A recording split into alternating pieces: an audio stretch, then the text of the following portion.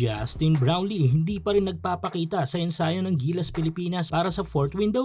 Kailangan na ba ang serbisyo ni kabayang Jordan Clarkson? Yan ang ating mga pag-uusapan para sa video natin ito.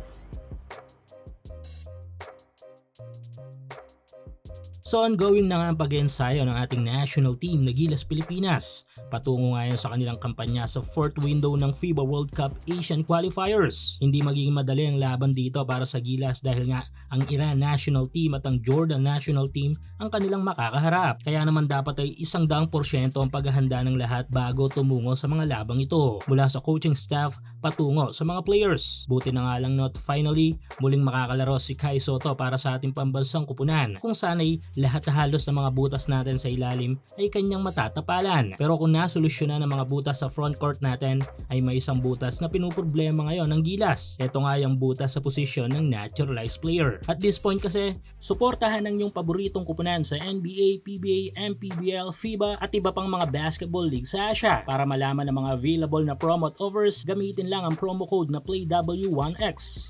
Ay wala pa ring balita sa pagdating sa Pinas ng ating naturalized player na si Justin Brownlee. Matapos kasi ang stint nito sa Gilas last third window ng FIBA ay umuwi ng Amerika si Justin Brownlee upang magpagaling at till now ay hindi pa nga raw ito nakakabalik base nga yan sa mga reports online. Though yes, kabisa naman ni JB ang sistema lalo na kay Coach Tim Cone, pero iba pa rin kasi ay yung nandun siya mismo sa ensayo, hindi ba? Isa pa nga kung galing injury, malamang ay walang basketball activities na ginagawa ito o ginawa sa US kung kaya't magpapabalik kondisyon pa ito kung sakali. Kaya dahil dito ay malaki ang doubt ng mga Gilas fans para sa magiging performance ni Justin Brownlee sa mismong mga laro. Kaya naman nagiging maugong na naman ang usaping Jordan Clarkson over Brownlee. Since si Clarkson ngayon ay bakante dahil nga off-season ng NBA at marami mga NBA stars din ang lumalaro ngayon sa kanilang mga national teams, especially sa Europe. Again, iba pa rin ang hatid na performance ng isang legit active NBA champion player.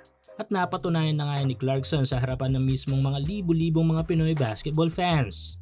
Kaya if ever na hindi matuloy si Brownlee ay sana'y gawing numero 1 choice ng SBP at ng Gilas coaching staff ang pagsalpak kay kabayan sa ating pambansang kupunan.